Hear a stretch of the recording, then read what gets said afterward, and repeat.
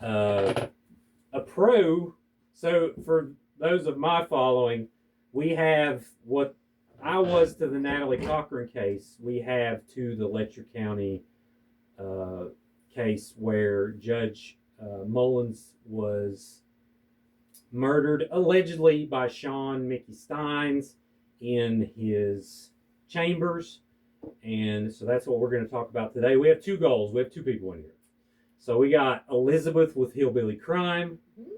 Thank you for being here. Thank you. And we have Taya, who's going to share her experience that you have been through, very traumatic experience. And I appreciate you doing that and being so willing to be so open. You've had you've had national headlines here as of late, so we're going to talk about that too. But before I get started, ladies, let everyone know that we'll let you. This is an alleged conversation. The case hasn't happened in court yet. There hasn't been things released, and we'll see how that goes. So we're gonna lay out the facts as we see them. Elizabeth has tons of documents, and Taya is going to share her experience because we have to give victims and potential victims platforms to do these things, and we have to talk about these things. So, thank you. All right, so let's start with Elizabeth first. So, tell me about you. Well, thanks for having us. First of all, thank you. We had a great time getting here. Well, I'm not much different than Taya or any of the other girls. We all struggled with substance abuse. My path was very similar to theirs, only it didn't have to do with the judge and, people in the legal system and the SMEC stuff. Mm-hmm. Mine weren't. I love that you censor the words. Just so you know, I don't hear I could care less if the algorithm punishes me for that, But I love I've been watching your videos. I know you say smacks all the time. I'm like, that's so funny. Yeah. They just mute my audio all the time. I just be talking, and they're like, no.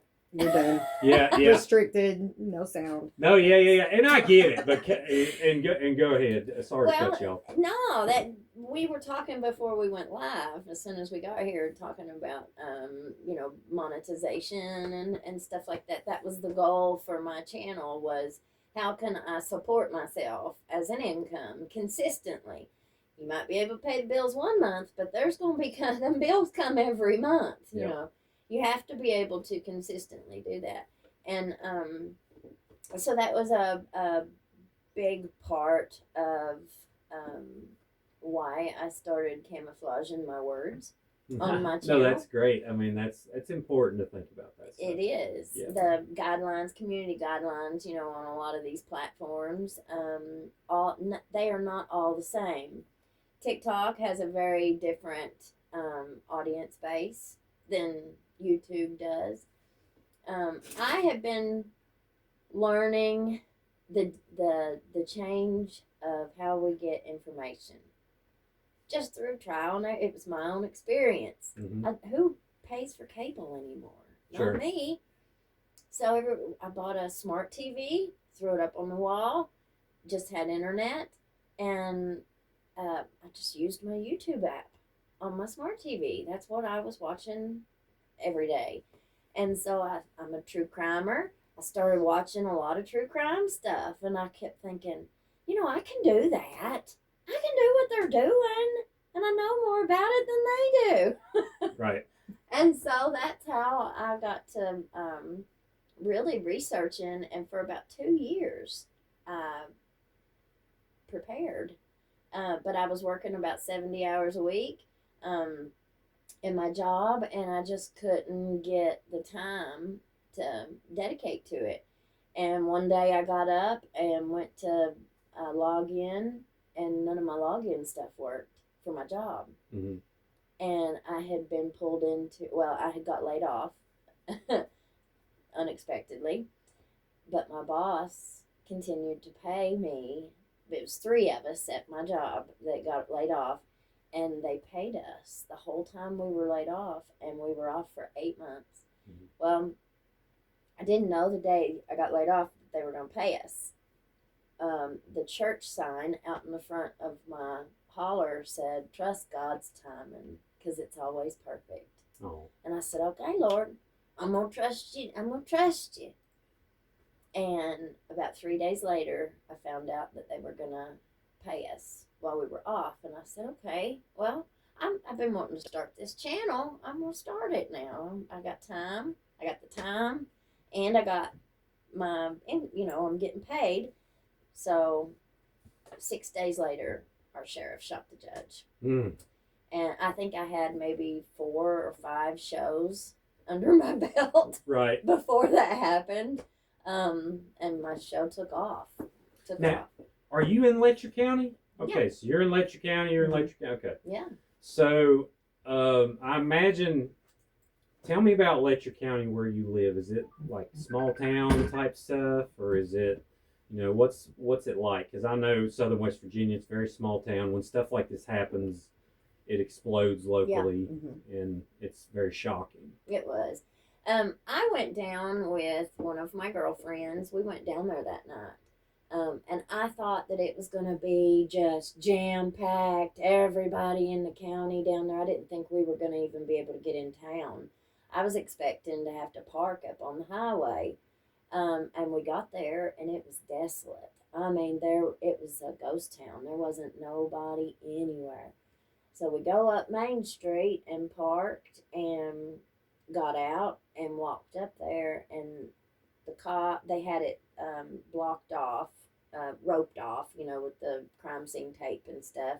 But they were even, it was like Gestapo. Like if you pulled out your phone, the prosecutor's wife attacked one of the newsmen. Attacked? Like how? Well, he had a camera, and I reckon she knocked his camera off his shoulder and put hands on him. Oh, wow. Yeah. But nothing happened. Of course, the police were standing there yelling at him, yelling at the cameraman. Like he shouldn't have been up there pulling out his camera, because this is disrespecting the judge. One of Jenny, my lawyer friend, and other people, other attorneys and such were all standing outside the courthouse when this happened, and they pulled out their phone. One person pulled out their phone, and I reckon the judge's brother-in-law started screaming at them, put their phone up, that it was disrespecting the scene. Right. And they were just trying to keep everybody, quiet. Sure. Just, about the shooting. This is a huge deal. We've never even had this happen nationally, let alone in a small town like this. Mm-hmm. And so I found it very interesting how they were trying to put the narrative on it from the get-go. They were trying to put their clamps down on it. Yeah. Yeah, and, small town mentality. So typically when we see cameras, it's nothing good. And, people get defensive, but now this, obviously, the media has free reign to cover the story, to tell the facts, to do whatever. So, it's a shame that someone was attacked. They're just out there doing their job. It's been one of the things that I've realized throughout this whole thing, and it's all fluid. This is all happening, daily. It's just evolving. A lot of these bigger networks had all of this information a year ago. Most of these victims, when they sent me stuff, all these documents and their stories of sexual abuse by officials and elected officials and powerful people, when people were sending me this stuff, they were also sending it to all of these networks. And nobody would touch it.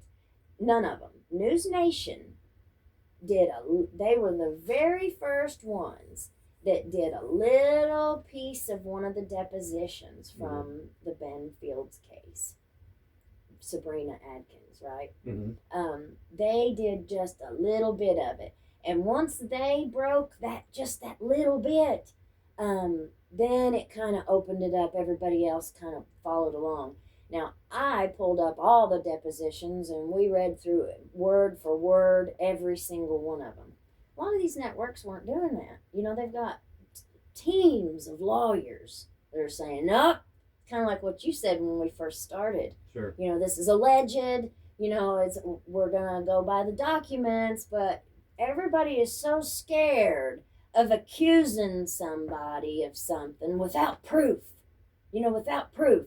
And they've used the playbook of how to discredit these Yes. women because of their backgrounds. You know, oh well, they were a drug addict, or they were, you know, they stole this, or they lied about that, or you know, they use that to discredit people. Who's anybody going to believe? They're going to believe somebody like that, but they're going to believe us who were elected to these positions. You know, they Sure. got all the friends throughout this whole thing.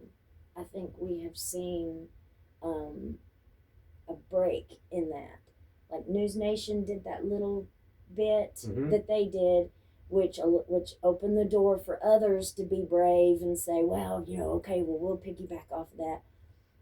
And I've seen, I think Hillbilly Crime paved the way because we let people tell their stories, not being so concerned with that proof.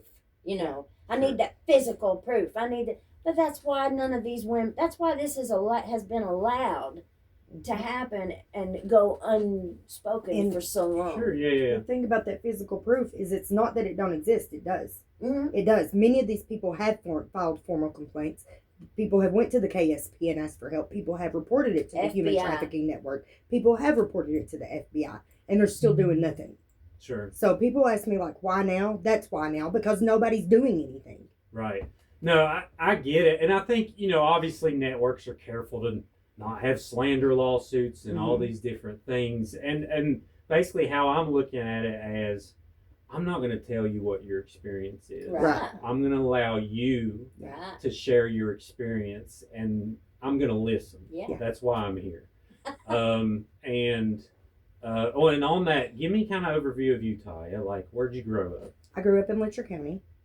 My sister worked for Edison Banks for 25 years, and that's how I came in contact with Kevin, and I knew the other lawyers and other higher ups in town. He was a because Commonwealth attorney. he was a divorce attorney and stuff first, and then like I grew up playing at his feet, you know, and doing office work and things like that, learning how to do office work and stuff. Swing that mic in front of you if you don't mind. Sorry.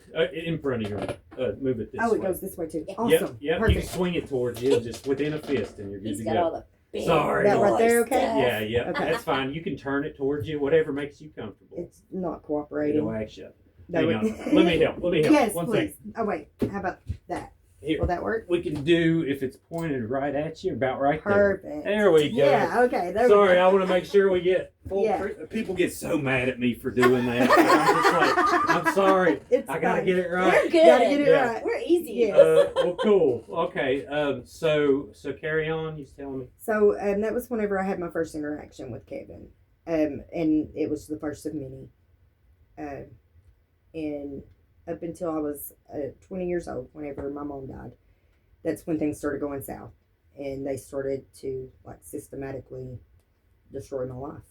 They sent me. I was at my dad's house, and the cops showed up and said that they had a court order to take me to detox in Pike County.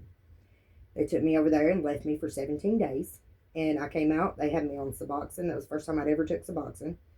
And sent me to out-of-state rehab. Like a week or two after that, I was already back home, out of detox and stuff. Been on the Suboxone, going back to the doctor.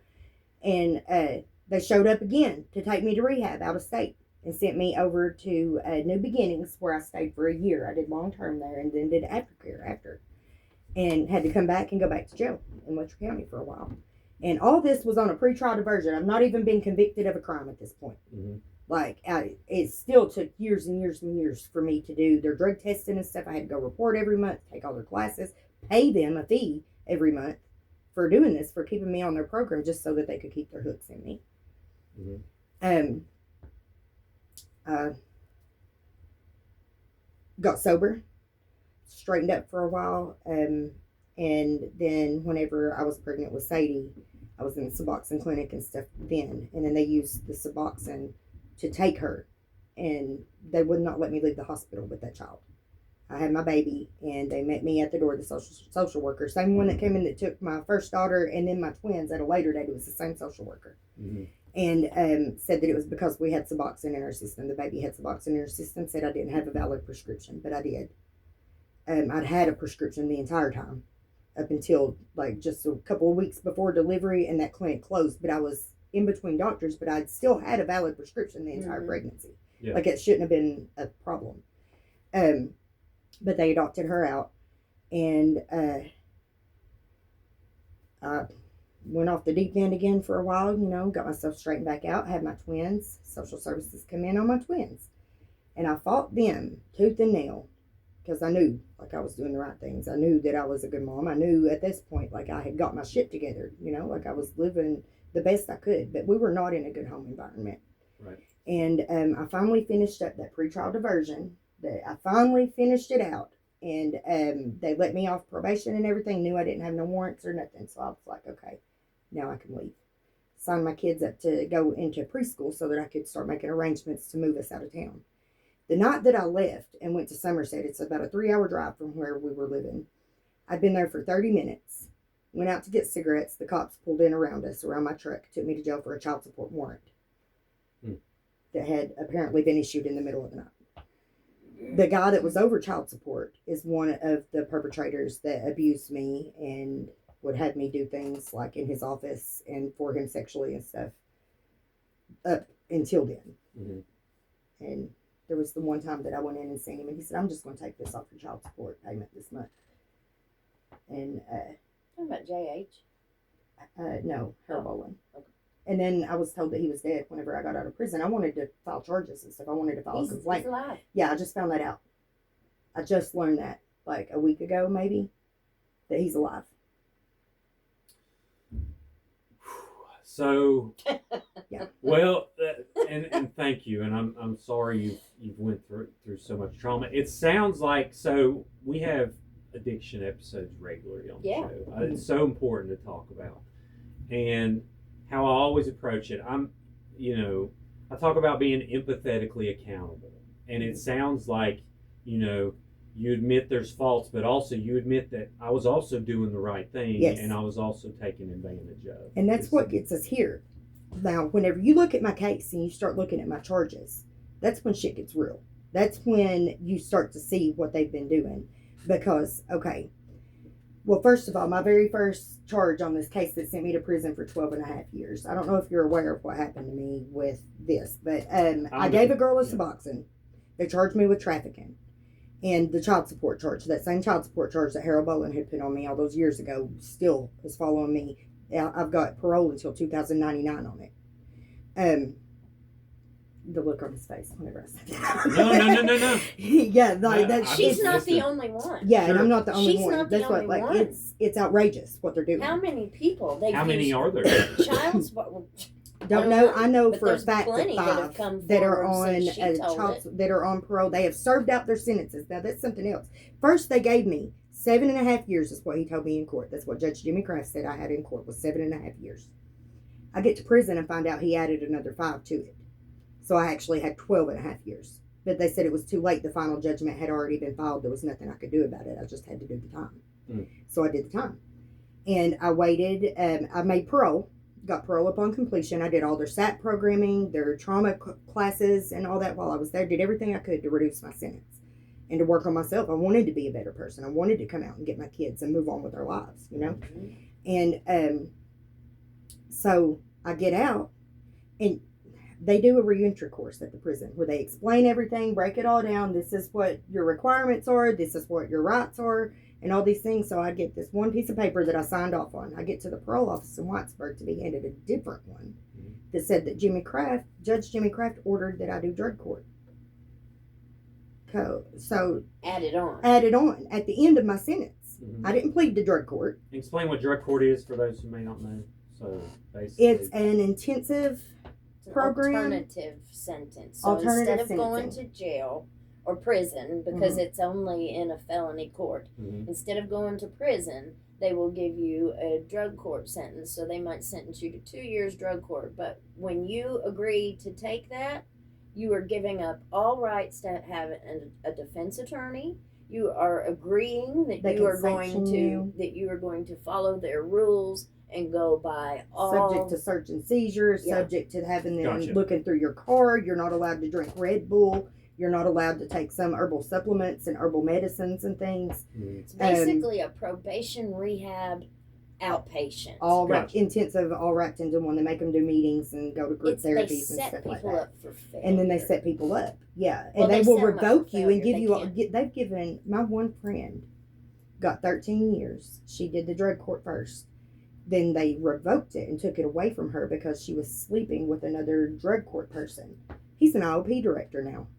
Intensive outpatient He didn't probation get in no officer. trouble. She got 13 years. And up to this point, how long did you, before you got paroled out, how long was that? How long was you I in did jail? 5 years in prison. 5 years in prison? What's that like? Prison was much better Right. than the county jail. The jail is appalling. Okay. The conditions are horrible. I would not put a raccoon in there, let alone a person. They don't even have a stove. It's riddled with disease.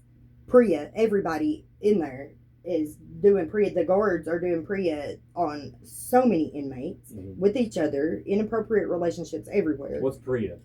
What's The Prison Rape Elimination Act Okay. is what it is, what it's called. And it's the law that's supposed to protect the inmates from inappropriate sexual harassment, things like that, because at that point you are considered state property Mm-hmm. and you can't consent. So even if it's a consensual relationship, it's still rape in the eyes of the law. Mm. Okay. So to make sure I'm picking that up correctly, people would have relationships and then they would use the PREA law against them? Is that what you No, mean? they Or- don't use the PREA They law. don't use the PREA law. Okay. The law is supposed to be protecting the inmates, but nobody, they don't, like Ben Fields? none of those whenever- people were charged with PREA. Whenever he took his sentencing, got sentenced for doing what he was doing, there wasn't no PREA mentioned in that. Which I don't think. Which Sabrina, I don't think. Well, no, she would have been because And she was from drug house court. arrest, you are still a state inmate. You are still a county inmate, even on house arrest. Yeah. They are still prison guards. Yeah. That's the same thing. Gotcha. Rehab Yeah. fits that too. Yeah. Rehabs apply too. Yeah, rehab's any kind of like community, like where you have like people Like a being control. held against their will, then Okay. yeah, you're the responsibility of the state, and Gotcha. they don't give a shit. They don't give them mats. They give you a plastic shell that's got cardboard or clothes stuffed in it. Maybe there was months that we laid down there without mats, no mats Concrete. on the concrete. That's rough. No TV, People no don't sunlight. They understand. they don't take them outside for outside rec. They've got an area on the roof, but they say they can't use it because the cameras are always broke. Nobody will ever fix anything in the jail.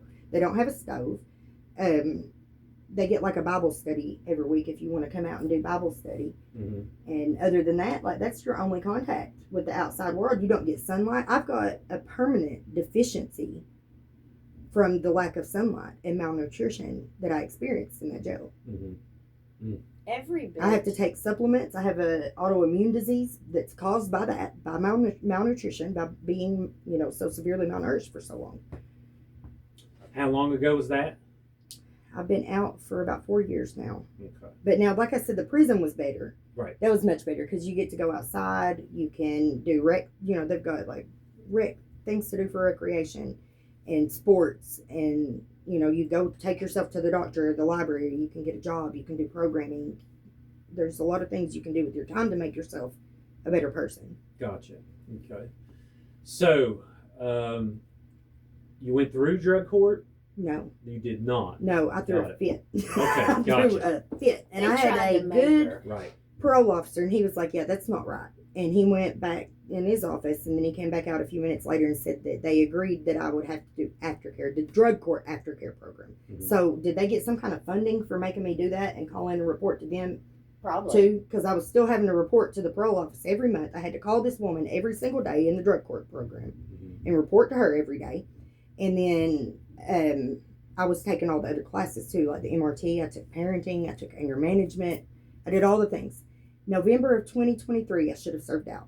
That's when I did serve out. My time is done. I went to pick up my gold seal and get my release papers, and they said, no, we're not going to release you. And I still didn't find out it was until 2099 for a long time after that. Mm-hmm. And I just recently, a few months back, found out that the child support that they're holding me on, my child's never received $1 of it, not one dime, and they charge interest. And then a couple days ago, I got a new letter in the mail. They take our taxes every year too, and they have for Sure. Yeah, they have for a long time. They've been taking our taxes. Garnish wages. So I get another letter Friday that said that I still owe $21,000. I've got 20 days to pay it, or they're going to start taking my tax refunds. It's like, okay, well, they already take them, first of all. But what? So what if I don't give them $20,000? They're going to put me in prison for life? Is that what they're trying to do? They're just trying to scare me? You can't do like a payment plan? I've never missed a payment. That's Okay, why so you they never already missed a got payment. it set up. Okay. Never missed a payment. Gotcha. So you get out. What's your? Are you trying to get a job? Like, how do you get back on your feet once you get out of the? We have a system? farm. We've got, and so I just like buckled down on like the whole, I guess you call it trad wife thing. Like I was a farm wife, homemaker, trying to just stay sober and build a family, build a home. We're trying with my to husband. figure out how to make social media Accessible for more people well, and incomes for. Yeah. Yeah. I figured it out. That's what I want for these women. I want them to be able to figure it out too. And it's just, we're learning. I thought, well, I can teach her everything I know about YouTube, and she'll be able to do what I'm doing, and get and be able to have produce this income every month to pay her bills, get on her feet. Well, it's a little bit more complicated than that. Sure. I saw really quickly her content does better on TikTok. She knows more about TikTok than Just because I've been doing it a little bit longer. I've got No, more that's followers practice. and stuff there. So yeah, it's just practice. Yeah. But her stuff is resonating better on TikTok. So it's not even. I can't teach her nothing. Well, we're She's getting the views teaching on me. YouTube, but we're not able to monetize yet because of the watch hours and stuff. Right. And then I called and sent in a complaint to tell him, like, my watch hours are not calculating. And my followers are not calculated. I'll get a notification, 10 new followers, but then it doesn't calculate and add to the... No, I got you. So I don't know what's going on. I mean, it's so like maybe any business. eventually. It's like any business. You work to build things up. Yeah. But I want to make sure we don't lose sight of the important part. Obviously we want everyone to take care of themselves, but we, sharing your honest story. Yeah. And letting people know. Now, of course, we don't excuse murder on this show. We'll see. We'll see what happens. Yeah. Right. What comes out in court. I don't want people to get that misconstrued, but it's a very complicated case already, and there's a lot of different accounts coming out. And did you have any run-ins after you got out, or was your run-ins before prison? It was before, but then I did go and see Kevin one time since I got out. Whenever I first got out, he had my daughter on pretrial diversion. Mm-hmm. She has been in that pretrial diversion program since 2022, and she's done IOP 3 times and finished long-term rehab twice, and they refused to release her from it. Gotcha. How was that? So that's whenever I went and seen Kevin the last time I seen him, it was to try to do something about that. Like, this is not okay. You can't have my daughter. How'd it go? I mean, he still had her right up until they. So, was that interaction thing. a typical interaction that you she's- would have in court? Was there some kind of exchange there too, or was that when you dealt with him this most recent time? Was that just? I seen him in court that day, but I did go around to the side of the building though and talk to him where he would go out and smoke and stuff, and then I met up with him later on at a strip job. Okay, so let's to do the favor. Oh, that day. So you favored that day, the last time you saw him. Yeah. Okay. Do you? And then he didn't release her. He didn't let her off the diversion. He just. So he didn't had do you nothing. he had you do the favor, and then he For her. didn't do his favor. And then he didn't do his part. Yeah. Yeah, this is the man we're talking about. This is the kind of character of the man that we're talking about. So Judge Kevin Mullins. how does that happen? Are you is there like a word exchange, like, hey, I'll meet you here, or Come see me, we'll take care of it. is that how it went? Okay. And then you met where at? At a strip job. At a At a strip mine. job? Or, Okay. well, it's like an old, used to be a, I don't know if it was Logan Road or mine or what. Like a Old surface road. mine? Yeah, Old Mountain Road. Okay, so that happens, and then nothing happens in court. It's just kind of, what do you do to move on from that? Like, what do you do? Do you just go to Send my work? daughter money to rehab and work the farm and go on with our lives. Right. See, that's the thing. Like, I can see the look on your face. You're like, how do you even move on from something like that? Sure. Could you imagine? I couldn't imagine. Could you imagine being up there and after you stick your mouth on that nasty, stinky, old, dirty thing, and you do your part of the bargain, and then you turn around and leave, and then he don't even do what he said he was gonna do? Can you imagine just the feeling of I can. Now I didn't have that situation happen, but I've been in her shoes. I've had this kind of thing. I've done it myself. So I know how that feels. I know how that feels on the inside. And the only thing that can heal that is God. Yeah. That's a spiritual healing. And man, we are two women out of Appalachia. And this has been happening to more women than you can count. For decades. Most of them have been married. Their husbands didn't know that they were getting that proposition. They've got children. They sure don't want their kids. So if they come forward now, their husband's gonna know what they did, and then their kids are gonna know what mommy had to do. Yeah. A lot of women don't want to do that. I can't tell you how many people have come forward to me, but they don't want their name out there. They don't want to come forward. They just want me to know. Too. They just want me to know. Sure. To know that what I'm doing is not in vain.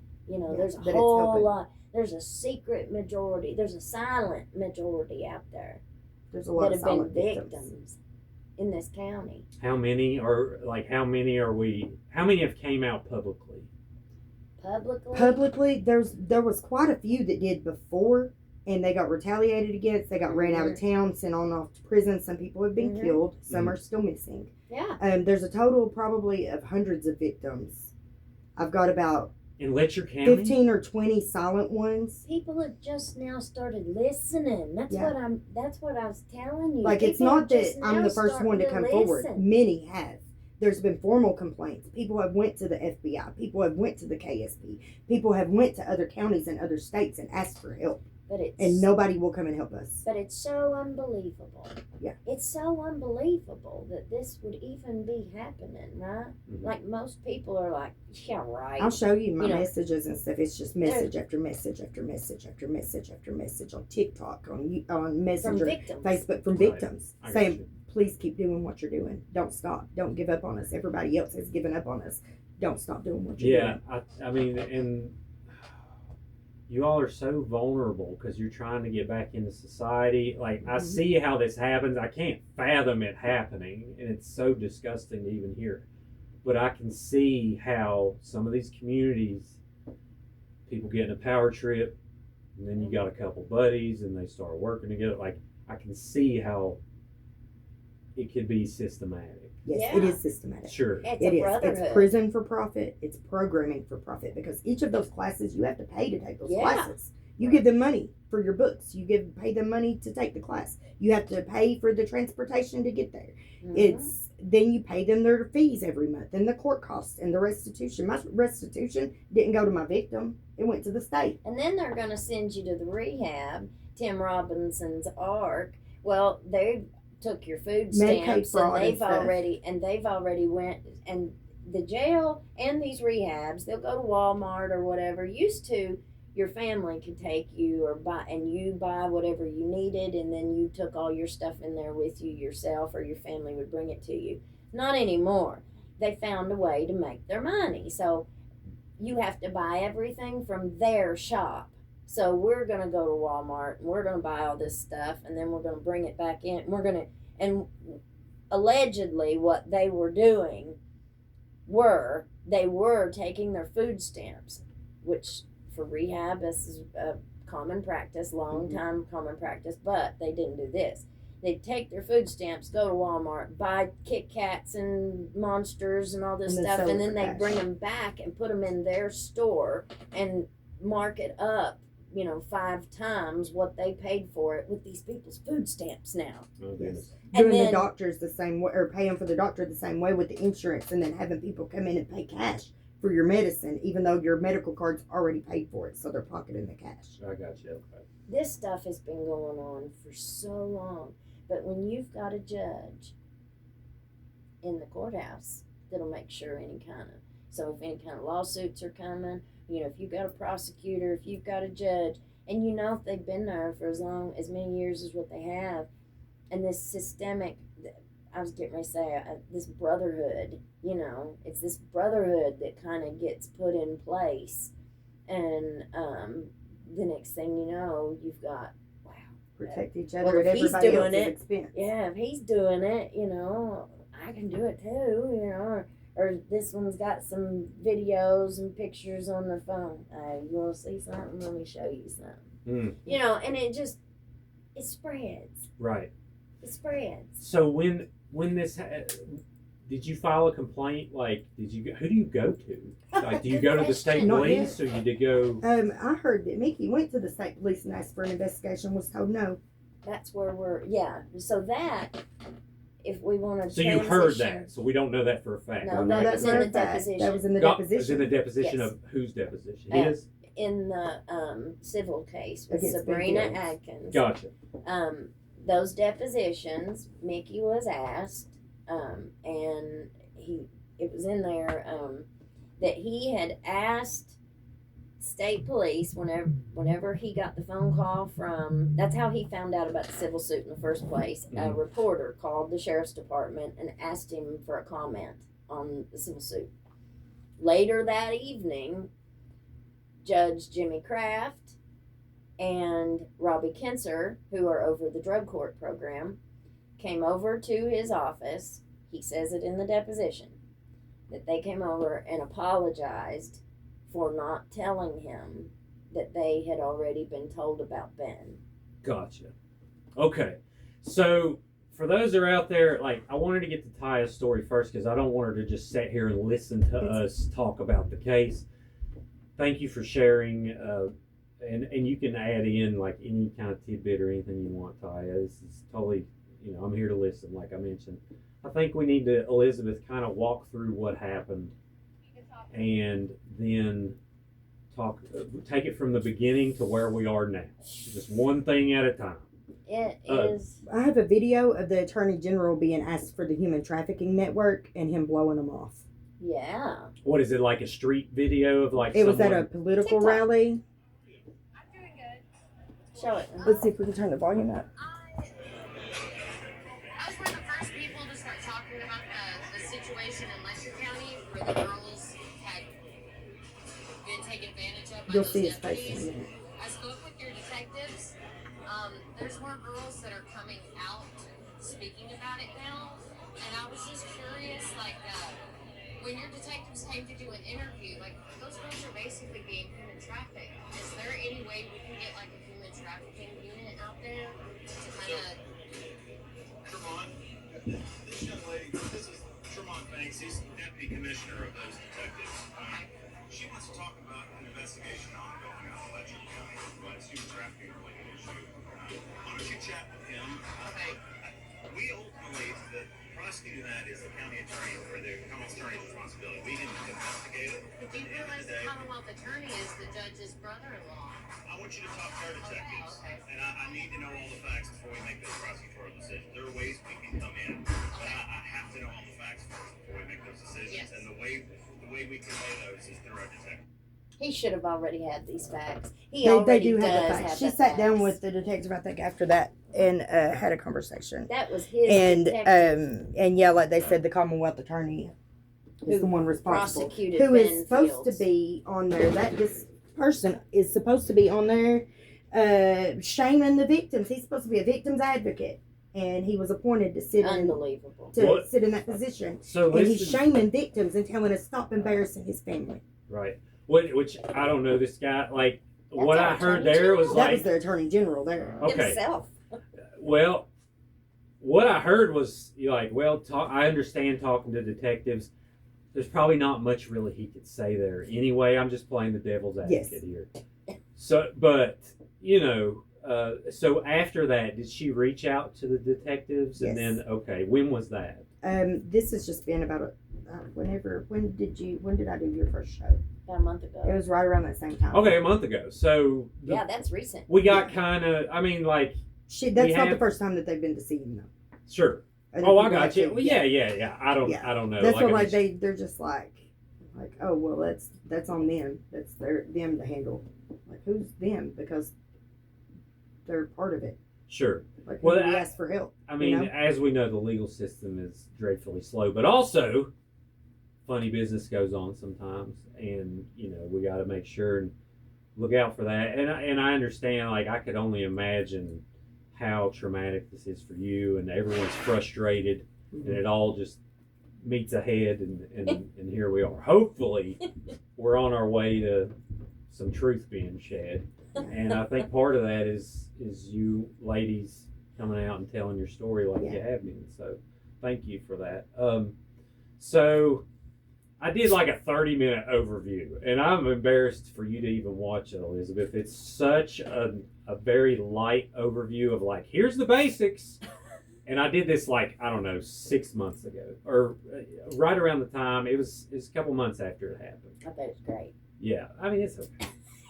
But I want to start from you. Like, how everyone else heard about it was we saw this video, allegedly. I mean, he's on video and goes in the judge's chambers and then ends up shooting Kevin Mullins, and he dies.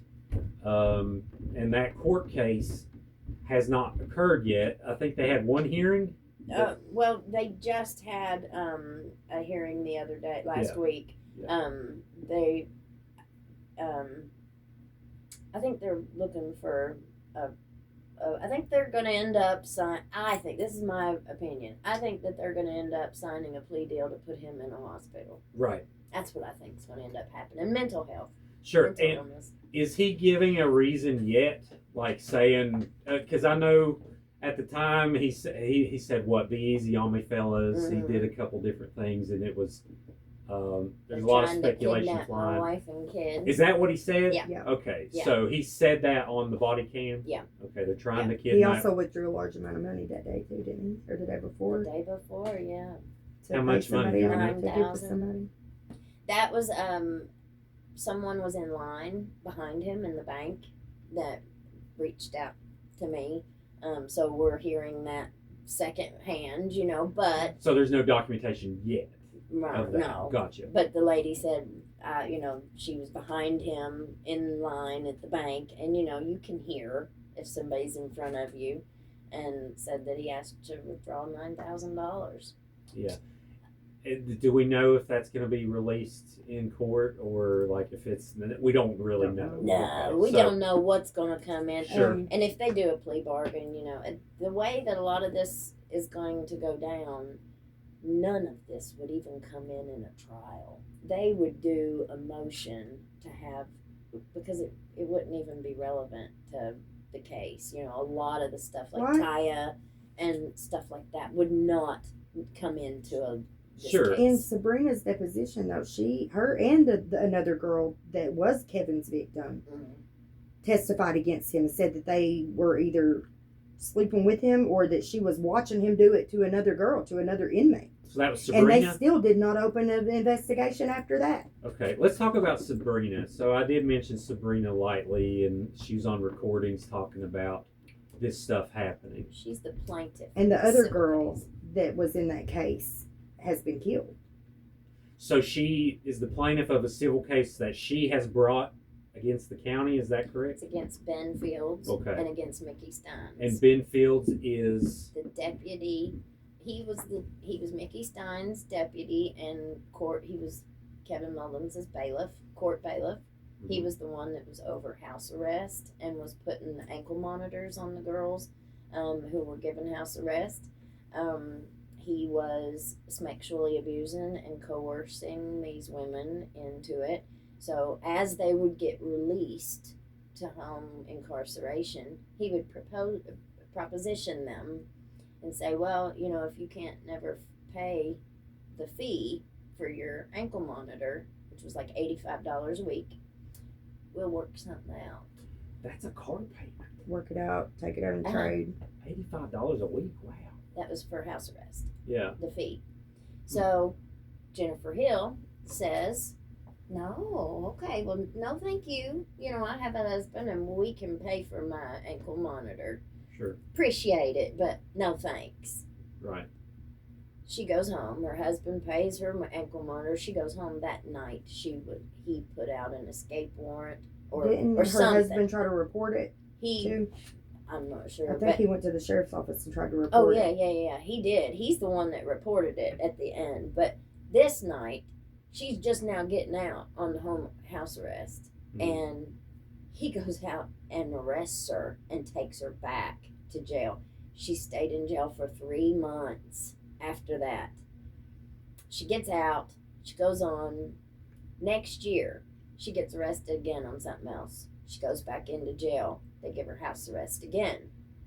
This time, Ben propositions her, and she takes him up on it because she knows if she don't, he's going to come put her back in jail, just like he did last year. Right. So she knows better than to turn him down. Now, we are talking, it goes beyond coercion there, you know. Now, Where is he now? Well, he served his 6 months. Okay, and he got convicted of, what was the exact charge? Sexual abuse, I guess. Some kind of I'm sexual not even- assault. Perjury. He was charged. There were 3 or 4 charges that he pled guilty to. Mhm. He, and I don't even think that they dropped anything. Like whatever they charged him with, I'm pretty sure he pled guilty to. Like I don't think there was They any didn't amend anything. negotiation. So it was kind of open and shut. Like, here's the evidence, and then he's like, well, I got to He play. even But- didn't they have him confess into part of it Yeah, or something? yeah. They scapegoated him. He pled guilty, Yeah. right? I mean, he also see. This is where I think it turns into a much larger problem. Mhm. Sabrina's own lawyers, Ned Pillersdorf. He's the one that went in and negotiated that plea. He's the one that was on the other end of that, right? Well, I think that while talking and negotiating, because they had to file the civil suit first, Mhm. because Sabrina had the proof. She had the ankle bracelet that hadn't never been put on yet. Like she had the text messages proving between her and Ben this relationship. And so they couldn't get a criminal investigation from nobody. They filed the civil suit. Ned, from what he says on his interviews, he goes to the attorney general and asks for help. He says that normally they're not jumping to help him, but on this one they did. That makes me very suspicious. Right there. Mhm. Because they're going to control it. As long as they got their hands in it, on both sides, they're going to be able to control how that goes and where it goes. Why was the judge not named in that civil lawsuit? It was his chambers that this was happening in. You know, and in an official capacity, he still could have been named because that's his responsibility to make sure that his chambers are not used in that form, you know, for people to come abuse the inmates. Sure.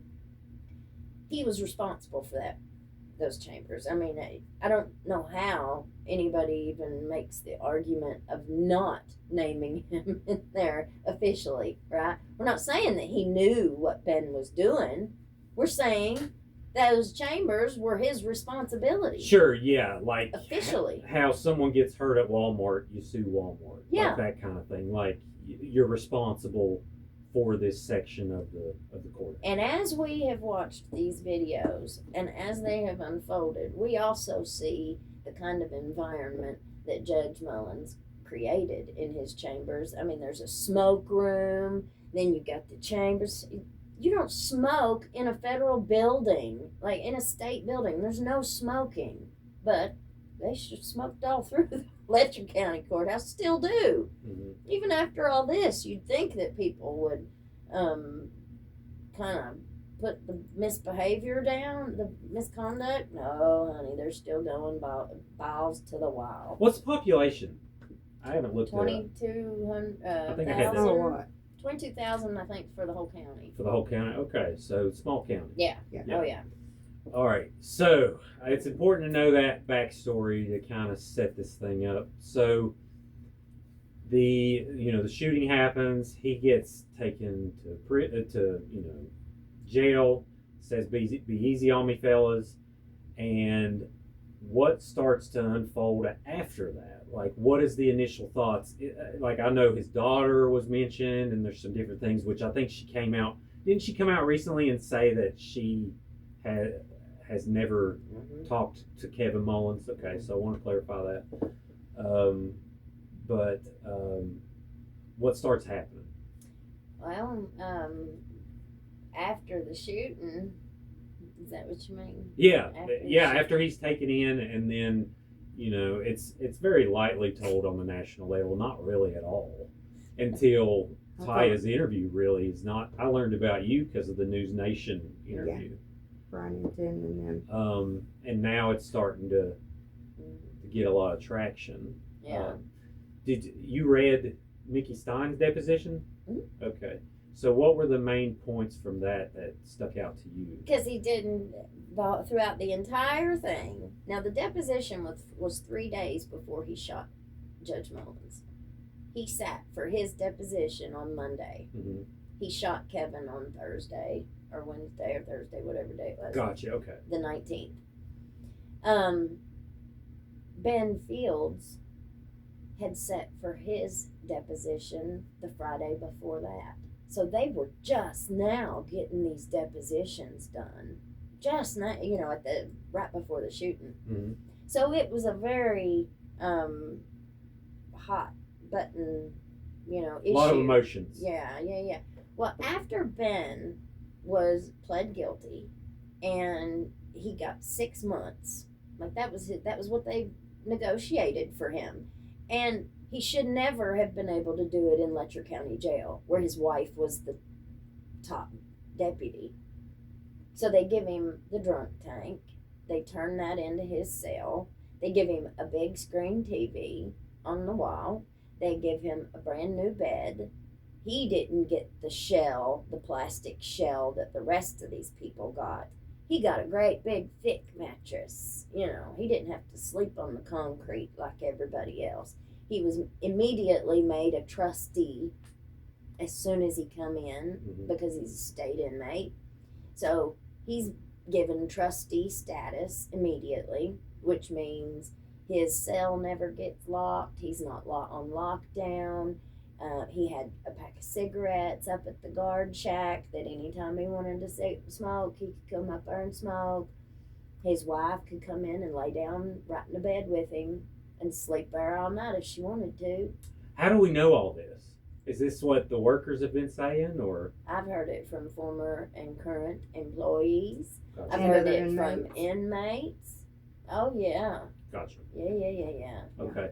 And it wasn't one of those situations like, I know like some places when they get a CO or a cop or somebody that's been arrested, that they keep them like separated for safety issues. It wasn't nothing.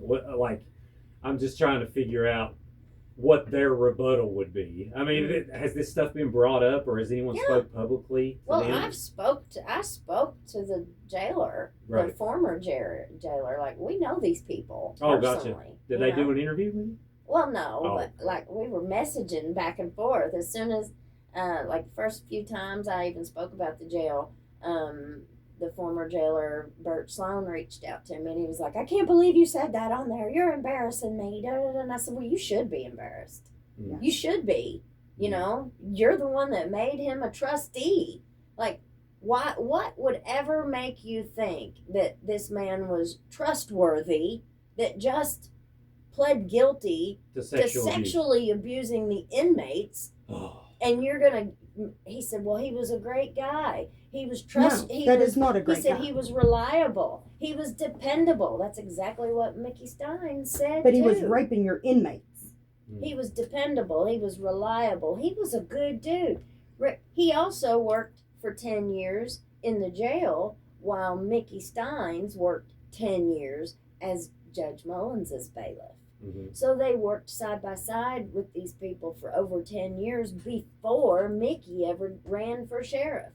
When Mickey ran and won the sheriff spot, then they pulled Ben out of the jail and made him Judge Mullins' new bailiff. Mm.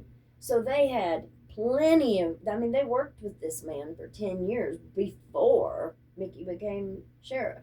Yeah. Right? And Mickey was the one who did the house arrest before Ben. So Mickey kind of gave Ben, he passed it on down to Ben, house arrest and the bailiff position. Whew. They all know each other. It's a lot. His is a wife lot. got promoted to And- upstairs bailiff now too. And yeah, that's what I was getting at. So after thank you. So Mhm. after he spends his 6 months in jail, that was, Judge Mullins is alive. So I'm sure that he probably ate lunch with. He probably had the run of the run of the thing. mill. Oh, you're fine. But so after he does his 6 months, Ben's wife, had also been working at the jail this whole time for 10 years, 12 years. Worked side by side with Ben. That's how they met. She was married to somebody else. Well, her and Ben start having sex upstairs in the courthouse after work. And then she goes home to her husband. Well, she eventually divorces her husband and marries Ben.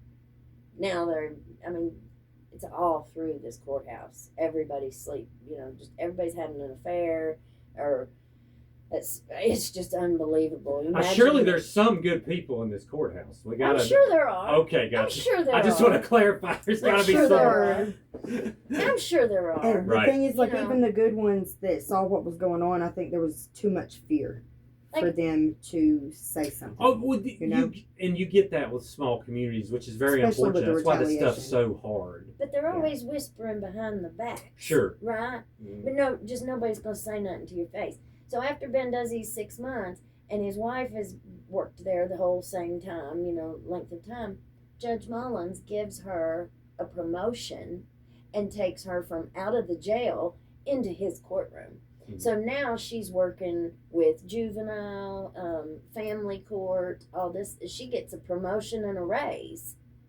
And State benefits. now she's working in the courtroom with Judge Mullins. That day, the same video that we see of the shooting, Mickey walking through the smoke room, walking out that door, you see Ben's wife sitting right there, right next to him. Angie Fields was right there in those videos all day of the shooting. She's in there in the smoke room with her hair up in a ponytail. And I said, well, how comfortable do you think that had to make Mickey? Here Mickey is dealing with this investigation, with this deposition, all this stuff. And I bet you Ben is right there on his wife's medical insurance. I bet he's still benefiting from his wife's new job and medical benefits. You know what I mean? Mm-hmm. Like, it's unbelievable. When we started pulling out the audits and we started digging down in, just how much like the city pays for their employees' benefits, their retirement, It's their expensive. insurance, Mhm. but it ain't on the people. Right. The city's paying it all. Mhm. Like, you would not believe how much of the benefits are paid by City Hall. these monies. I say that Eastern Kentucky is the white collar crime capital of the world. If we had just one would help. forensic accountant to come in and actually look at a lot of these finances,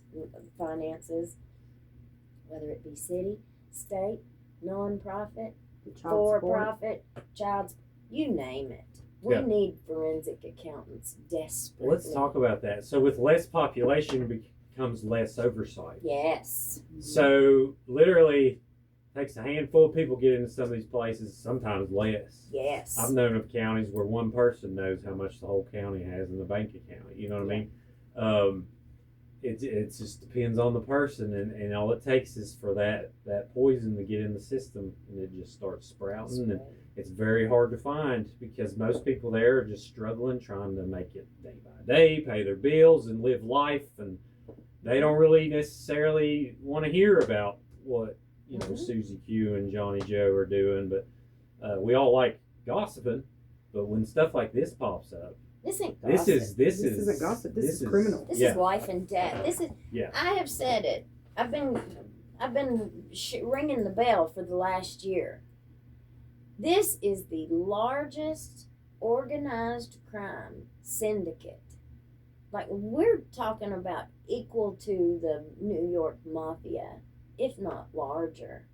I know that sounds kind of silly. It doesn't sound silly to me at all. What we are looking at is the corruption has been bred into it's bred into the fabric of our community through generations, right? It's generational wealth, it's generational control. All the people that had the control in these little coal towns 3 generations ago, as the generations have come down, that wealth has also come down. So they have controlled outside resources, outside everything. Like we were coming here, and we were like, oh my gosh, look at all of the restaurants and just all of the stores and all of the business, just right up here, nestled into a mountain. Yeah. At home, we don't have any of that. You've got one restaurant, and they can jack the prices up to where I can't go through the drive-thru with my 2 kids without spending $35. Sure. Just for one meal. Yeah, well, and that's important to talk about because, there can be several factors, but often there is a board and they decide what happens. You got the city council. Yeah, often you'll have that, and people have held certain things out of their community for different reasons. Some nefarious, some not. But yeah, I see what you're saying. And the majority of the landowners, if it's not corporate owned, is people, like you said, passed their land to their family, and they do different things, and that gives you a lot of power in a small community. Here's what I've been uncovering. You know how many land and property disputes and stuff has been going on? People's property that has been stolen. If you've got a judge and you've got a lawyer, honey, you can take anything from anybody. Right. You can take anything from That's anybody. happening to a And lot when of you've people. got people who then go hire the fixer in the town, and so you've got the fixer as your lawyer. Your fixer has just figured out a way to milk you for as much lawyer fees as they can possibly get. Like, where do you go when you can't even trust your own lawyer? Your lawyer. The one you pay. Sure. Because they're selling you out behind the scenes. They're getting money from this one, and they're taking your money too. And one certain person might have a whole library of tapes of everybody in town. Mm-hmm. Who are we speculating that would be? Or do you? Who has it? I know who has it. Okay. I know who has a collection. Okay. Well, we'll keep their name Oh, yeah. private. Yeah. Well, no. Or public. Well, you've got one really, really important person that allegedly has an entire library collection of blackmail videos. Oh, gotcha. Of sexual of all sexual natured stuff that is, And then you got the courthouse videos that is that real, the other that will put person's him in holding on prison. to. You know, All he asked for was a change in venue. That one guy, he's in jail right now. He asked for a change of venue to hand over all of his tapes, his security footage of inside the courthouse. It's got the other higher ups and stuff in there doing their dirty deeds. And the only thing he asked for was a change of venue. So Give him a they're different judge, and they said no. so they're So he they're, held on to him. they're saying that there's video of the judge chambers of certain acts going on inside the chambers. Sabrina and her, see, they had a deposition, but then they also gave her a proffer, right? You know what a proffer is? Where they can have an interview with the detectives, with the police, and they can say they can tell, you know, usually if they want proof, or, you know, it has to be something that they know, specific or whatever. Mhm. The proffer, from what I understood of it, anything goes. You know, if they've heard it through somebody else, or, you know, if it was just something that they found second hand, you know, or whatever, they were allowed to tell that. So she tells in this proffer, it was recorded, it was with the Attorney General, it was public record. Gotcha. Where was I going with that? I don't know. Or what is that when she told about the tapes? Yeah, Beginning, okay. yeah. Thank you. That's So, okay. she said that she saw a video of Judge Mullins having sex with a girl for her charges. And he said, "What? How do you know?" And she said, "Well, I know, I've been in front of him. I know what he looks like, you know." Allegedly, Brown, what's his name? Chad Brown. He was a man who went through the court system on some drug charges. He was, it was a front page newspaper thing, you know, big drug deal, Big bust. bust. Yeah, it was a big bust. Big meth bust. Well, he was facing a big bunch of charges. He supposedly had the tapes. And so they reached out to him through his attorney. I reckon the Attorney General's office did, trying to get these tapes for this case, right? For Sabrina's and Ben's case. Well, from what I understood, they asked for a deal, you know, help him on his charges. And they said, "Oh, no. We're not helping you with nothing. We just want these videos." And they said, "Kick rocks, because we ain't giving you nothing." Well, You yeah, know? that's what Sure. what I was saying. The only thing he asked for was a different judge. He didn't even ask for help on his charges. He just wanted a different official. That's all he wanted.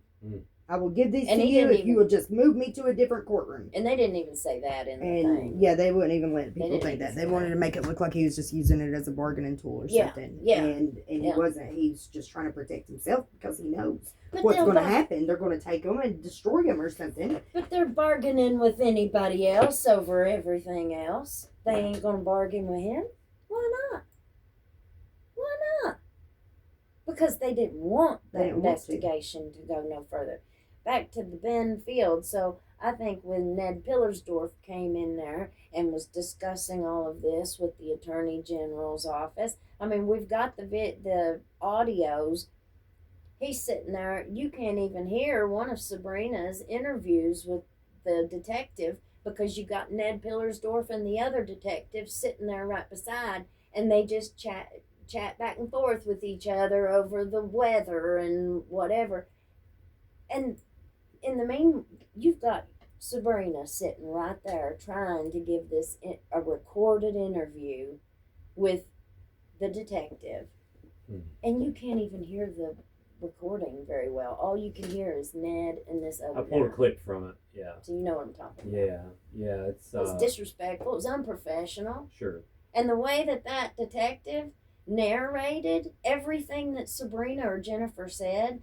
"Oh, so you saw an opportunity. Oh, so he flirted with you and you saw a chance not to have to pay your fines.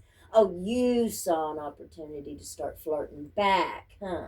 Like, instead of this, laying the blame where this needs to be laid at, you know, like, you can't blame her or Mm-mm. anybody else for playing the rules that you put down in front of them. You know, we already saw Jennifer Hill couldn't tell you no. Lots of people did tell him no and still got punished got put anyway to and got jail. railroaded anyway. I know we have a lot of victims like that. It's been a victim of the system because they turned him down. And you try laying your precious little head on a concrete floor and sleep there all night and day, every day after day after day after day. I'd like to see one of these suits go down there and stay one day in the Letcher County Jail in the hole. That's what justice would be. Oh, quarantine seems like hell. Oh. It's beyond quarantine. Could you Like- imagine quarantine in the Letcher It's County beyond Jail? I mean, quarantine. on- there's no TV. You're lucky if you can get a book, get your hands on a book. Somebody might slide you a piece of a newspaper clipping up under your door if your name pops up in the paper or something. Hear an occasional trustee down the hallway. So how does it work? Is it like a 23-1 situation when you're No, you don't have. brought into? You don't even have a one. You don't even have a one. You don't It's even just have a one. You're 24. until you're brought into general population. No, or, there ain't no general or Oh, general it's just- population. It ain't what you see on TV. Okay. It's It's different at Letcher County. it's There's not much very bigger small than cells. The women's cell, the main women's cell, has 8 bunks, and there was 42 of us in there at Oh one my! time. you're in the goodness. floor. In the floor, piled up over on top of each other, where you're other. literally walking on people's mats and stepping over And you got bodies. one toilet right People there in the sleeping middle underneath of the the whole table. thing. How is that legal? Exactly. How's that legal? How is it legal? It's not. But they're It's down there applying to take more inmates so they can get more money. They're already on top of each other. Hmm. Yeah. I mean, and there They got ain't mats nobody. drug out and like laid out in the visitation booth and stuff sometimes because there's not enough space in the cells for people. So they use the other rooms in the jail to put mats in and stuff so they can pile in more people. And I know I have to apologize. No, you don't. Yeah, there have been, it's not just us, but we have been trying to get people to hear this for so freaking long, for so many years. So many years. Like screaming this from the For rooftop. decades. Right, slamming it Literally right up in since people's 70s and 80s faces. is when this And we're started. talking about the legal people now. FBI, Attorney General, Sheriff. I mean, you name it. People have been doing this for. I mean, I've been working on mine for what, 15 years, about 10 years. So I know a lot of us have been trying to get the attention of somebody that would do something about this. And now that we've actually got people listening, there's a lot to tell. No. and we That's what it's just for. interrupt and we Yeah. talk so much and we put so much out and it doesn't sound right and it doesn't make any sense. No. And that's our No, it makes total. Listen, it's a lot. It's complicated, It is. and why it's such a blessing to have people like you is like you're just a shining light, Elizabeth. And when you talk and you just hear the genuine words come out of your mouth, and it's really important that people do this. I don't care if someone used to be an addict. I don't like. How long have you been sober? I think that is absolutely 15 years. hell yeah. I mean, sorry, Lord, but congratulations. That's something to be proud of because it's about hard. Function. It's Yeah. about We were just function, talking about responsible use and of plant medicine. Plant medicine has saved me. Like herbalism, that's whenever I got real sick, I dove into the herbs and it has helped me break my other addictions Good and for you, like a other holistic things too. type thing, or is Yeah. it like I use everything from mushrooms to lavender and wild lettuce and California poppy and stuff for pain. That's how I manage my pain through through the autoimmune disease and stuff that I have. right? And the mushroom therapy, though, that is what has really broken the chains of addiction. How for long me. have you been sober? Going this I've had a time? couple of lapses since I've been out of prison, but I've not been using since I got out. Oh, okay. And let's Yeah. let's clarify that. Sure. A lapse. So everybody wants to talk Or in about this is recovery.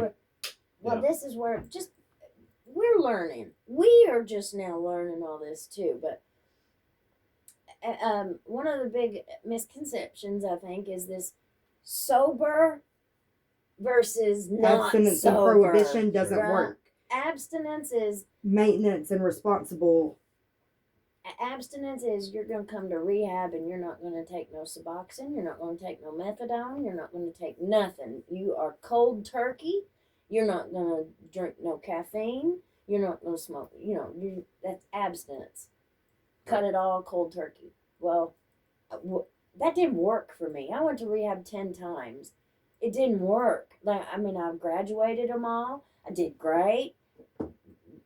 Until I went home and went right back into the same environment that I came from, until my mental illness, flared up, and until life happened, Another time I had a baby.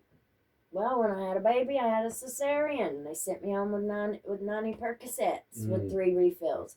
I was on a Dilaudid drip in the hospital having a baby. It woke up that monster. We're always going to have something happen, right? Suboxone saved my life. It didn't work, or It got me off of oxys and stuff back in the days, but then I had just as hard a time coming off Suboxone. It almost killed me. I about did not make it So through. everybody has to find their own. Yeah. It's about being functional. It's about being productive. It's about being able to get up. They're going to try to bring Ibogaine to Kentucky, though. I don't care if you got to use Ibogaine. I know very little. It's an amazing drug. It's a plant, new treatment, and it's a treatment for addiction. It can cure addiction in one But treatment. it was outlawed. And it was outlawed. It got grouped in the same class with other psychedelics, and other psychedelics as well are good with treating addiction, depression, PTSD, multiple sclerosis, other kinds of sclerosis diseases. They said all those things are was wonderful. A good treatment for. They're giving that now in Kentucky. Ketamine? It's called something else. Yeah, but you can go in and and you take your dose there at the doctor and have a therapy or a meeting or something with the doctor, and then you go on about your business. Those are the things that can have the capability to heal our minds and bodies. Those are gifts from God. It says, I think it's Genesis 1:6, I give you all the plants of the earth. That's what they're for, is to be, our food is medicine. Then they give us these medicines to keep us sick. So it's all just about what each individual needs to be productive and not be. What works for you. Yeah. Not be all strung out and, not being able to take care of your kids, not being able to hold a job. These are the things that we want for ourselves and want for each other. I couldn't hold a job to save my life. I couldn't do nothing until I got on Suboxone. Yeah. And I was 36, 37 years old. I'm almost 50. It did help me get my life together. It was just so hard for me to come off of, and I got so sick with it. Everybody's different, They are. It's like there's not one silver bullet. There's a bunch. There are. And you got to find yours, That's right. But why haven't you been interviewed nationally? Why weren't on News Nation? I'm just somebody reached out to me. They told her and the others that they had. The day she did my interview, she was supposed to be leaving my house to go interview Liz. And then nobody ever reached out to me.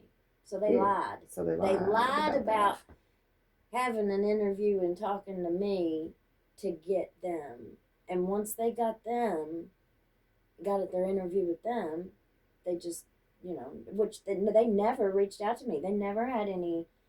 Sure. Well, yeah, that's what's frustrating. I'm glad you got to share it nationally, but what's frustrating? That's what it's about. What's frustrating about it is it's really a lot more complicated. And there's so much more to it than just exactly. Yeah. It's not just hearing you all talk and hearing how intelligent you are and hearing how you've put a lot of thoughts. There is emotion involved, but of course there's going to be. Yeah. If you go through this, my goodness, there's a lot of emotion, a lot of anger and bitterness and stuff too. But at the same time, I look back and think, there's nothing I can do to change the past or change what's happened up to this point. But there is something I can do about the future. Yeah. I don't have to live in this place and have my kids grow up here with these same people running their lives. I can do something about that. Thank you.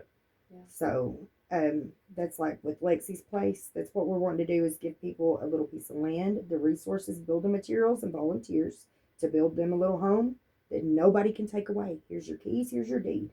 And then have a self-sufficient community that we support each other. If you need childcare, we got you. If you need a ride to the doctor, okay. Right. You need to talk to a lawyer, let's go see somebody. Yeah. We want to have everything on deck to help these women with the resources. She's building her own little town, buddy. that they've never given us the opportunity to have. It's not complicated. It's not difficult. Yeah, tell me about Lexi's place. So you have this idea that's cultivating. Is it you and a few people, or Yes. like what's the idea behind it? Me and my podcast co-host Brandy and Sarah Davis, they will be helping me to get it off the ground. But we also had somebody reach out and offer to do the legal work and stuff for us. So he's going to get it all done official and stuff with the paperwork and make it, an official NGO, and set us up a website and stuff so that we can really start to. And we've had a lot of people reach out and say that they have land that they want to donate, resources, people offering their time. We've got a lot of volunteers. Well, good luck. That sounds Just great. be one of the things that I'm real skeptical now. I mean, how could you not be? I'm skeptical of people about like everything. calling in, sending me bad information. Me and her were talking about that. I just never would have dreamed that somebody'd send you down a wrong road. Say this is something, give you this whole big long story that's not even true. Just to get you off the track Off or the track. my Get you brain just didn't distracted or think like that. discredited or something. We are quite the ant farm, this nation. People will send you some of the craziest stuff, but also That's you not got to true. figure out how to whittle through Yeah. and find those few out there that are so valuable and important to progress. You know what I mean? Yeah. And that's Yeah. the trick. Like, how do you maneuver this Right. and build this thing? Yeah. But I get it. How do you trust the right? Who do you trust? We've already been through,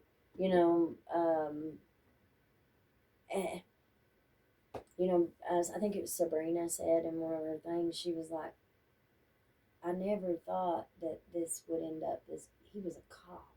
He was a policeman or, jail, worked at jail, whatever. Who would have ever thought that this would be what we're talking about here? Who would have ever thought that they would have found themselves stuck in this kind of a situation? You just never think that somebody who wears a badge, in law enforcement is this much of a dirt bag. Somebody who would wear a robe and who we elect to sit on that bench would be such a dirt bag. People that have been appointed to watch over our county's And family represent our court victims. situations, represent our victims, and they're the ones that are doing this to us and doing this to our people. We are proud Appalachian Americans, hillbillies. It's not a bad thing. Most people never thought we were smart enough to figure out what they were doing. When I worked in the nonprofit that I worked at, nobody ever thought I was smart enough to even know how to read my own contract. I found it all. I uncovered every bit of the misappropriation of funding in this place. And when I tried to bring it all to the board of directors, I sent it to them 3 times before the board of directors meeting. I said, please look over this stuff because I'm getting ready to tell you what it is when we have our meeting. But I need you to look at this stuff before we get there. Because if we get to the meeting and you haven't looked at it, it's worthless. It's useless. Get to the meeting, ain't none of them looked at nothing. None of them wanted to hear nothing I had to say. I got fired at that meeting because I'd found so much of it. Well, I've been ringing the bell ever since then, too, about the nonprofits and about how much white-collar crime. Like, do you know how much funding, federal funding, is just waste, fraud, and abuse right there in Letcher County alone? Alone. I don't have a number because I can't even calculate it. We'll just say a lot. We don't want federal funding for Lexi's place or anything that's going to require with stipulations or hoops or red tape for these women to jump through. Mm-hmm. If you want them to have to pee in a cup for a home, no, we don't want your money. If you want them to have to go and sign up on this program and then go to classes 3 days a week or volunteer time down the road, no, we don't want it. We want to be able to give them a base where they can just exist. You Right. know, It like will without work. somebody And it's taking it away. Work on their life. Yeah. Kinda, And it's yeah. hard. Yeah. The way that stuff's set up, a lot of that's hard. Somebody's Sure. got to pay taxes every month. Or That's what every we're year, hoping to be able to support it There's a though, lot of like things that support go it with a podcast or with other Yeah. other ways Yeah. to support I ourselves. mean, like anything, it we takes- want to be completely self sufficient. I We want to gotcha. use solar panels, have a garden. She's We don't want Super nothing smart, to do man. with this government because look what they've done to us. Like, Sure. look what they have done to us. They've done nothing but abuse and torture us for our whole lives. Well, I wish you luck in building that effort. It sounds like it could be a great thing, and everything starts with an idea. That's right. You know, That's It's right. going to be good. let's see. All right, so the trial is supposed to happen. 2026. They ain't even got a date for it yet, but I'm assuming. So they're not going for a speedy trial. You're guessing that there's going to be a plea deal. I mean, you would I'm- think probably, unless they what would you say, like reasons of insanity? Yeah, that's That's what what they're- the defense is. It's Yeah. mental health. His defense attorneys had they requested for a mental health evaluation for criminal responsibility. So they were saying they wanted this evaluation to see if what he was going on at the time of the shooting. They were not asking for an evaluation on competency.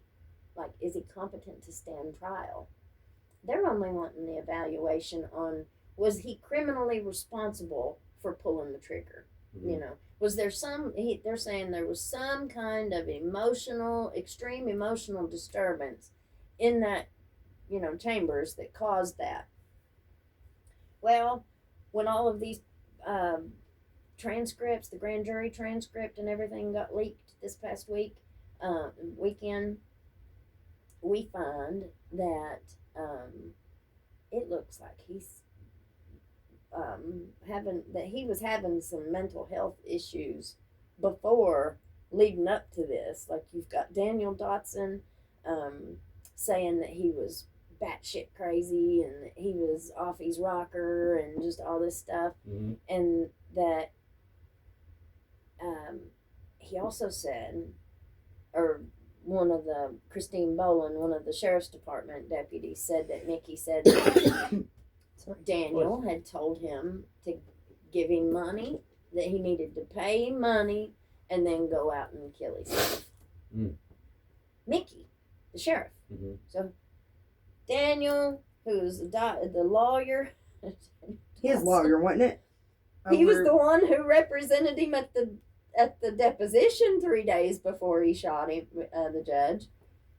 He's saying, "You owe me money. You gotta give me some money, and then, or I tell you what you need to do. You need to just give me your money and then go kill yourself or something." Goodness gracious. Yeah, something like that. But that was what was in the transcript. Mhm. But anyway, so the transcripts get leaked last week, and that show it just makes me question, why are they not asking for a competency hearing? And you read them, right? Yeah. You read them on your channel? Yeah, we read all of that stuff on my Yeah. channel. Yeah. Deep dives. Definitely follow Hillbilly Crime. There's so much, hours and hours Yeah. and hours of all this information. I do want to make a note, like, often families don't necessarily know if their family members are criminals. And I know there's probably people that are hurting when he was murdered. And I want to be sensitive to the fact of those people that lost their loved one. Like I mentioned, when it comes to stuff like this, you really don't know until stuff comes out in court. Now, granted, your experience. I just met you today, and you seem like a really intelligent person, and I appreciate you telling me But I just want to make sure that someone out there listening that's related to Kevin that didn't know any of this stuff, they still lost a loved one, and Of course. those people Yeah, are we hate victims that. too. Yeah. Like, yeah, we hate that for them. Like, it's not about harming Sure. them or bringing any more harm or. You know how many of our victims- children have suffered Exactly. at his hands? Exactly. Well, that's what I'm wondering. Like, how do we? When do my kids matter? Yeah. Exactly. How does this information come out now if he's not here? Like, how does it? You know what I'm saying? It's just got to come out. Like Yeah. the same way that it's coming out. Well, I know, but who? Like, I guess it's like you follow the chain, and then you just start pressing charges and figuring out, who's to blame. I guess it's like anything else, but I don't know how that works when someone's There dead. may not even be any charges to come. Like there may Like, not there be may not ever anything be. legal Sure. of this ever. But it doesn't mean it didn't happen. Yeah. That is yeah, the yeah. problem Sure. here. That is exactly the problem that's one of the things that's created this environment and this air of secrecy and silence. Sure. Yeah. Because nobody can come out and say anything. There ain't no newspapers going to print it. There ain't no networks going to report it because there ain't no proof. There ain't no documentation. But there is. It's Maybe just there being is. covered. There is. Sure, yeah. It's been hidden. There's a lot of victims that have physical evidence, and we're just Yes. waiting for the appropriate authorities to give it to. Oh, have you been gathering like a Google Drive of like, here you go? I mean, No. Or- Some of the others they have evidence stored out of state. Out of gotcha. town. There's panties with semen in them. There's whole children walking around. Oh wow, like Yes. some Yeah. DNA type, Yes. like paternity test stuff. Well, I mean, that's all evidence. Like you got all kinds of people, kids supposedly Judge Mullins. There's text messages and stuff. A lot of text messages and stuff making arrangements like for the other children and things like that. Other people at the jail too, asking for pictures of people to see your titties so that he'll put phone time on your brother's books or something. Oh wow. Things like that. We have evidence. It's just that there's not been anybody to give it to that can do anything about it. Surely. And the ones that are still sitting on it and holding it, they're afraid to just release it to just anybody because we don't know who to trust. And then what? Like, then what if they're like, oh, well, you release this here, so it's no good for court now. They're scared to just let it go. Where did those panties go with the semen in them? Well, the state cop came and got them last week. Well, we don't know where they're at. We Yes. can't find them now. And that's You been see the what I'm problem up saying? until now. So the ones who are still holding on to their physical stuff, Hold they're on to holding them. on to it Yeah. until we can get a safe place to present it. Same Sure. way with Chad Brown. Chad wouldn't Yeah. let go of what Because he knew if he videos would have had. given them those tapes, they would have sent him on, buried him under the jail, or even killed him in there maybe. And they would have And never. then the tapes never would have seen the light of day. So Sure. he was very smart to do that. I hope that somebody can get his venue changed. Well, if you keep speaking your truth, who knows? Like, there are good agents. There's good FBI agents. There's good state policemen out there, investigators. Well, reach out to us. That's what I'm saying. Yes, But please none reach out of them to us. have. Well, yeah. I mean, Please reach out to maybe they haven't heard. Where are Maybe- you? Yeah. Right. Yeah, that's what I'm hoping is like the right person hears it and is like, you know what? Let me start looking into this. You know what I That's- mean? But that's all and we then need. you run into things of like so many cases and everyone's overloaded, everyone's overworked and underpaid, and then it's like, but we can't forget this stuff. Pro bono. Somebody, Sure. they've got to be paid too. You Sure. know? Yeah. Yeah, it's I need a civil rights attorney desperately. civil rights attorney. There's a good one in West Virginia. Has Are a they- YouTube channel. Yeah, pro Okay. bono. Yeah. We need you pro bono, We need you, though, we need 'cause you. that's gonna He's, pay you. He's got a huge following, a couple million subscribers. Which one? Who is it? The civil rights lawyer. Oh, is his okay. name. Okay. Is he from here? Is he Yeah, from he's here. Monroe County. Oh, okay. How far is that from here? Not far. Not far. It's a couple hours.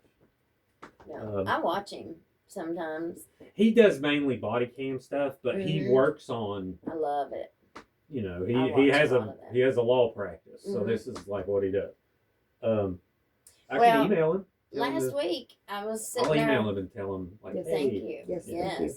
But last week I was sitting there watching the lawyer. You know. hmm I've watched him for a long time, and I was sitting there watching, and he started his show, and he says, "All right, now to my viewers, I hear you, I've heard you, I got everything that you sent me, but we're going to listen to Brian Enton and we're going to watch Brian because he's a real reporter. I think he was talking about me. You think so? No, I pretty much know he was. Yeah. Well, listen. A lot of those same viewers had messaged me and had been messaging me for a long time saying, "Oh, we're telling them about your stuff. We're telling them about your stuff," but nobody. It's like there's a competition. But see, one of the things Gavin Fish was very instrumental in my journey. He sent me a couple documents one time, and he was like, "I've already got my week planned out. I can't do nothing with these. Here, you take them and see what you can do with them." I was like, "Oh my gosh, he just gave me a story. You know, he just Right. gave me something. Oh my God, I feel so special." And so then somebody else asked me for them, and I was like, "Oh, well, he gave them to me. If he wanted them to have them, he would have given them to them, right?" Yeah. So I reached out to him, and I was like, "Hey, do you want me to give them to?" He said, "Let's get something straight right now." He was like, "Listen, we're all in this together. It ain't about competition. Why are we doing this? We're There's enough doing room this for to bring everybody. awareness about these problems and these issues to the greater people, greater viewers and whatever." He said, "That's why we're doing this. We're not doing this to, whatever." And I loved that. And so we took that idea and we've been developing it. Like, how great would that be to have like this little creator space, this group of creators where we have a database. It's all public records that we've built up anyway. Mm-hmm. Maybe some videos here and there that we've put together, but we've created this kind of database, or what we're trying to create. Sure. And bring in certain creators that are like-minded, like we are. It's not about that. These are all public records that anybody can get. But I may not know how to do public records requests as well as somebody else does. And they might be able to do it really good. Well, if they share that with me, they're still going to go do their show, and I'm going to do my show. Sure. It's not a competition. Just because you have the same material doesn't mean that it's going to be the same. Yeah, well, and I think that's why it resonates so much with people is like, a typical journalist goes through college and they do the thing and they go through all the steps and then they get minded of like, well, I'm only going to listen to these credentials, but it's more than that when it comes to telling these human stories and experiences. It really takes someone like yourself with an energy that people appreciate, but also who is meticulous with reading and looking into what you're presented and using your own experience too, to a certain extent, of knowing how certain things work and relaying it to people. I think that's resonating more with people now than anything because they're just tired of the noise. I'm tired of the BS. Sure, yeah. And one of the things that it's only God. It was every bit God. But my mom is a college professor. She's taught math for like 50 years. Mm-hmm. And she's 80 years old now. She's still part-time teaching at the college, the local college. I always knew that if I was ever going to be able to support myself and be successful, I had to have an education. I didn't know when it was ever going to happen because I only had a GED. So at 40 years old, I went to school. I didn't go back to school. I went to school. Mm-hmm. My freshman semester. In 6 years, I got my first associate's degree. That gave me really good grades. So I went and got another associate's degree right behind it. I just needed one more semester. I had enough credits. So I got 2 associate's degrees, one of them in law enforcement. My other one was in arts. I used that to transfer with an academic scholarship to EKU, and I graduated magna cum laude. Look at you! With a bachelor's degree in criminal justice, and then I continued on and kept a 4.0 all the way through graduate school to get my master's degree in justice, policy, and leadership. So I have a master's degree. I also have a peer support specialist certification. I never could get hired. I went for 10 years. I tried and tried and tried to get a job down in Whitesburg. They stiff-armed me, like how your big brother does your little brother every time he comes near you, just get you on the forehead and you just can't get nowhere, right? They're just keeping you. That's what they did to me the whole time. Mm-hmm. They wouldn't hire me as a dog catcher. They wouldn't hire me to clean the toilets. Nothing. I believed that lie that you can be anything you want to be. You put the work into it. I was a single mommy with a baby on each hip. And I graduated 40 years old. Good for And you. I did it all in 6 years. I never stopped. I went straight through. Nobody came to my graduation. Ain't nobody gave me no graduation party. To get my associates, you have to take the NOCTI placement, competency placement exam. It's a 3-hour exam. 2016, I took it. You don't get your degree unless you pass that exam. Highest ever recorded score in the nation. Look at you. 97.4 on a 3-hour exam. Highest ever recorded score in the nation. Do you think anybody ever acknowledged that? Anybody? Even my professor? Mm-hmm. My professor called me and was like, do you know what you did? I was like, no. What?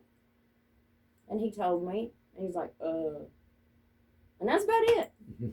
That's about it. Good for you. Do you think that, wouldn't that have been a great thing for the school to acknowledge for themselves? For them, you would think, yeah, like for their own, like, look what our students student did. Look You at would what think. one of our criminal justice students did. No, because I was a 40-year-old recovering addict on Suboxone. Because all they wanted to hype up was abstinence, and Michael Clark, the preacher man. I was on Suboxone. They couldn't, they didn't want nothing to do with me. I struggle. I don't know how. She deals with it a lot better than I do, or at least she shows it better than I do. Like, I struggle with the resentment from all that. I know you can see it on my face. Like, I really struggle with that. That rejection was one of the most painful, and it was a continuous rejection. They wouldn't listen to me. I wasn't good enough just being in recovery. Sure. So I went and I got the first associate's degree, and I went down there, look. Okay, well, I'll be back. I'll go get the other one. Come back, same thing. Okay, well, I'll be back. They're gonna listen one day. I'll go get that bachelor's, come back. And they just laughed at me, mocked me, sent me out crying. Every time they'd send me out crying. Okay, went back and got my master's. Same thing. Honey, I was going to get my PhD. And God said, no. Elizabeth, you've done enough. You've done enough. Stop. Because they're never going to accept you. Look at what God saved me from. Look what God kept me out of. Yeah. All that mess down there. And look at the job I got now, baby. That's what I was saying about the Look at delays. the job I got now. And you're going to watch it. And you see it now. And you just wait until we finally make it. Yeah. I'll interview you then. Heck yeah. Oh, wait. Hey, listen.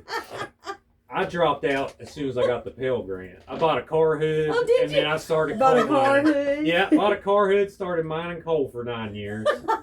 And then I learned how to make videos. That's literally... Look at you. So we all have our own paths, but that's amazing. That's right. Thank you for sharing. And that. how did you go from coal to making videos? That's a huge...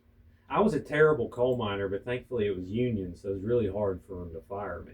And so I go to work, I'd be bored, and do my thing. I'd go dump rock over the mountain 70 times a night. Mm-hmm. I got to a point to where I was so complacent, I just wasn't there. I was always thinking about something to do creatively. Mm-hmm. And I started teaching myself.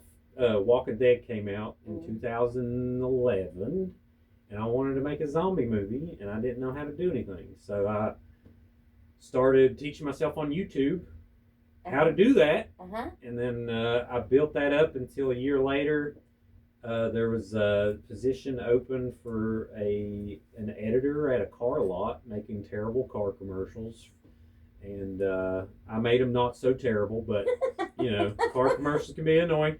But so I took a leap and took a huge pay cut, and I started doing that. And then a few years, I thought I could do this by myself for a living, and I started booking weddings was the first thing, and then I started pitching nonprofits and different people video packages, and eventually I built up a team, and we started a marketing agency that's not affiliated with this. Yeah.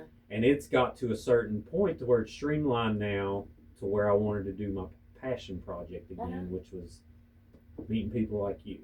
So, and hearing your stories and sharing history and all the stuff about Appalachia that can be tragic but also beautiful, some things. So you're self-taught too. Yeah, self-taught.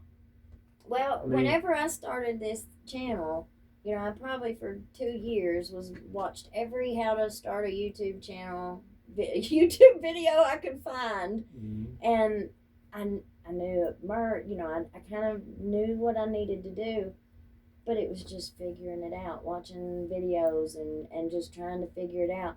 I was not my knowledge is in the criminal justice system.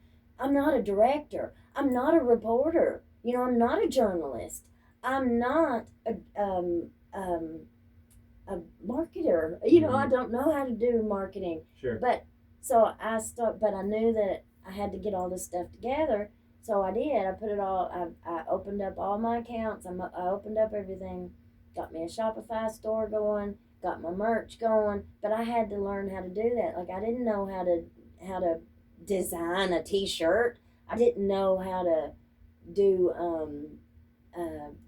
Printful and put my merch together, to where it's connected to your YouTube and it's connected to. Just got my TikTok shop approval, so now I can start. I can start selling my YouTube merch off of my Shopify store. I can start selling that on my TikTok shop.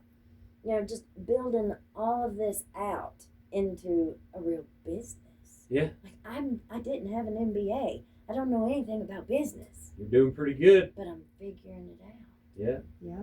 Yep. Real finds real, and it always will. And you just got to figure out how to put yourself out there. So it's going to work out. And on that too. So yeah, that's the basic overview of it. Obviously, it's going to be way more complicated when the trial happens, but if there's a plea, there may not be that much released, but we'll see how this all unfolds. But where do you want people to know to follow you at, both you and Taya? Hillbilly Crime. Hillbilly Crime and Appalachian Dreamers, or Apple Dream, and it's Appalachian.dreamer on TikTok. Gotcha. Yeah, and Hillbilly Crime is on. I'm going to start working on X soon and try to build a bigger following there because there's more politicians and stuff on there, less censoring.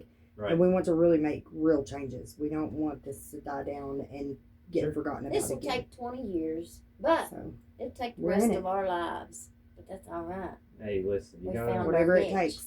You can't keep fighting, or you can't quit fighting. Mm-hmm. I mean, that's just all there is to it. And you're on Facebook, TikTok, YouTube, Instagram. Yeah, we're on all of them. All the good stuff. Okay. And you do lives regularly. If anybody wants to look me up to look at my criminal record, it's under the name Taya Lucas, and it's state number 306495. Oh, okay. Well, there you go. Is there anything you want to state? Well, no, we just had a lot of people was like, they can't even find a criminal record for you. I'm like, let me find out. But I was like, well, I finally figured out what it was. They was searching under my married name and not looking under the maiden name where I was booked. Okay. Is there anything you want to say about your record? Yeah, the unlawful imprisonment, the kidnapping charge, that was for a fight in the jail at the booking desk. Angie Fields is the one that testified against me and charged us with kidnapping, but she wasn't even present. It was another guard that put the girl in there for the fight. Mm-hmm. And the same thing had happened to me a week before, and those girls got 10 days. I got 12 and a half years. Okay, so that was the long. And is there any other charges? I haven't looked. It's the into your trafficking, background. Suboxone, trafficking, one Suboxone, Mhm. and then the child support, then that Okay. unlawful imprisonment, and there was a contraband charge too. They found a piece of metal in my mat. I had a ripped mat. The metal was for like digging the shower drain and stuff out so that the water would go Gotcha. down and Mhm. yeah, the gross and for the wall and stuff. But I got you. yeah, they charged me with dangerous contraband and said I had a shank. And I was like, it is not a shank. That is not what that is. But Well, listen, you're Yeah. on your way back, and I'm looking forward to watching your climb. And I'm so Yeah. sorry that Yeah. obviously we wish we weren't here. We wish that everyone just had perfect lives and Well, nothing happened. But it's very inspiring to see you willing to put yourself out there, and you we'll see gotta where have a this goes. test to have a testimony. that's No, That's but true. some tests you don't really need. I You know. know what I that's mean? yeah, you could have It's done like, without it. Yeah, like give me a couple speeding tickets. To get over. It's like my goodness. But thank you all. Everyone Thank else you for having us. Yeah, Yeah. appreciate you being here and making the drive. Everyone else, before we leave, be sure to like this video, subscribe to Creepalachia on YouTube if you haven't. If you're listening on Apple or Spotify, take a minute and leave a review. That'll really help the show be found. I appreciate you all taking the time to listen to this important story. We will see how it unfolds. But until then, everyone else, always remember, above all else, long live Appalachia. 2 hours.